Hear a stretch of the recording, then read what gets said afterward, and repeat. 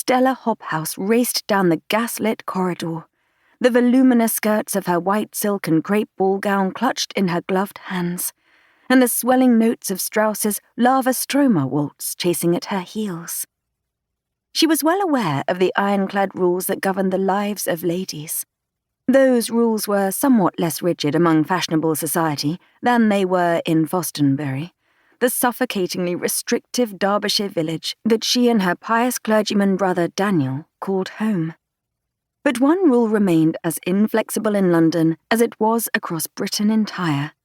A respectable female did not colour her hair.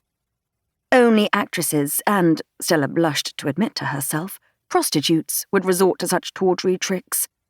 A young lady of Stella's station would never reduce herself to purchasing a bottle of Circassian gold hair dye, not even one procured through the post.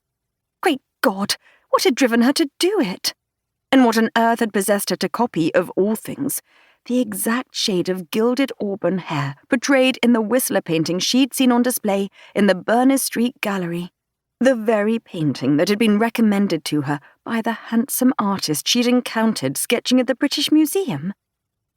It was a question she'd been asking herself ever since she'd entered the Earl of March's grand Gothic ballroom and spied that very same man, a person she'd never expected to see again in her life, seated in his wheeled chair at the edge of the polished wood floor. He'd been dressed not in the plain suit and carelessly knotted cravat he'd worn at the museum, but in flawless black and white evening wear. She had realised all at once that he was a guest here, not just an eccentric artist who loitered about museum portrait galleries, but a gentleman. Mortification had rushed over her in a mighty flood, drowning out all rational thought. Her only instinct had been to flee the ballroom before he saw her, and that's precisely what Stella had done. Fled. She ducked into a dimly lit anteroom at the end of the corridor. Music drifted after her, rising and falling, a waltz she was meant to be dancing with some gentleman or other. Resting her back against one of the shadowy silk-papered walls, she pressed a hand to her corseted midriff, willing her nerves to steady and her breath to calm. It wasn't as though she'd committed a crime. It was only a bit of play acting, a chance to be someone else for a change, to experience the world as a young lady whose hair hadn't turned completely grey at the age of 16. Aside from her best friend, Lady Anne Deverell, only Anne's mother, the Countess of Arundel, and Anne's beau, Mr. Hertford, were aware of what Stella had looked like before she'd dyed it. There was no one else in attendance at the house party who knew her. Even if there were, Stella doubted very much that they'd recognise her. As a young lady with grey hair, possessed of modest breeding and little fortune, she was often dismissed and ignored. No one ever saw her. Not really.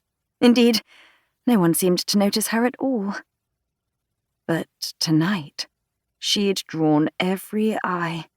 Anne had called her luminous, ethereal, and for the first time in her life, Stella had felt that way. Until she'd seen him. And it was him, whatever his manner of dress. He had the same inky black hair, the same turn of countenance, with sharply hewn features, and a mouth that curved with equally sharp humour. A dangerous countenance. It was the face of a gentleman who saw too much, a face from which nothing and no one was hidden. Stella exhaled an uneven breath. It wouldn't do, this ridiculous surge of schoolgirlish embarrassment. She was 22, a steady, sensible young lady, not some green girl prone to fits of the vapours. She must compose herself and return to the ball.